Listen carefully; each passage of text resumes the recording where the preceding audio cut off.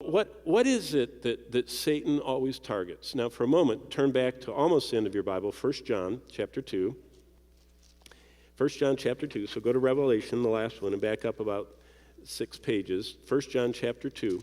I want to show you what Satan always targets. The Apostle John, in 1 John 2, 15 to 17, explains the world. Now, you've heard about worldly Christians and avoid the world. What is the world? John defines it right here. And what he says is, do not love the world. That's a present active imperative. That means it's a choice. That means we can. And he says, stop. Don't do that anymore. Don't love the world or the things in the world. If anyone loves the world, the love of the Father is not in him. So basically, the world is anything that's not attached to God. It's anything that's not going to be forever in heaven.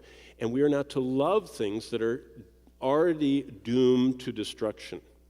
We already know that everything, every building, every car, every award, every accomplishment, every treasure, everything is going to be consumed in the day of the Lord. It's going to be burned up. The only thing that's going to last forever is obedient living to what God's will is and people that we win to Christ. And so that, the world, is stuff that's unattached to God, that's headed to destruction, but he defines it. Look at this.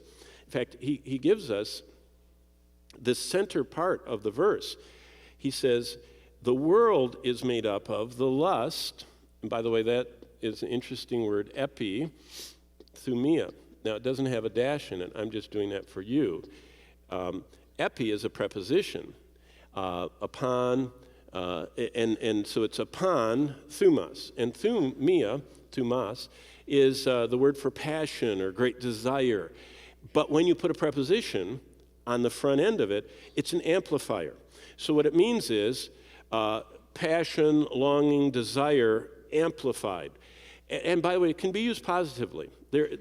Sometimes it talks in the Bible about having a passion for God, an epithumia for him. And so, like David said, I long for you as in a dry and thirsty land where no water is. I long. That's what lust is, longing. God says, don't long for the cravings of your flesh. Don't long for the insatiable, unsatisfiable, never happy with longings of what you see. You can always see someone that has more, looks better, does things, and we can always see something that feeds our economy, by the way. Meredith Publishing publishes a journal on the lust of the eyes. I bet it's in many homes in our church. It's called Better Homes and Gardens.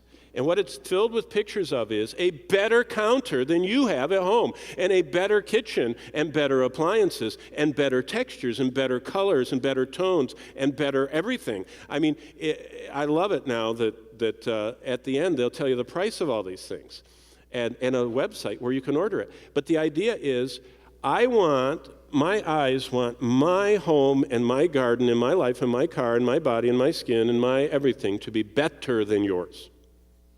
And that's a lust that we have. It is an epithumia. It is a craving. And so you know what people do? They will get another job to get a bigger house.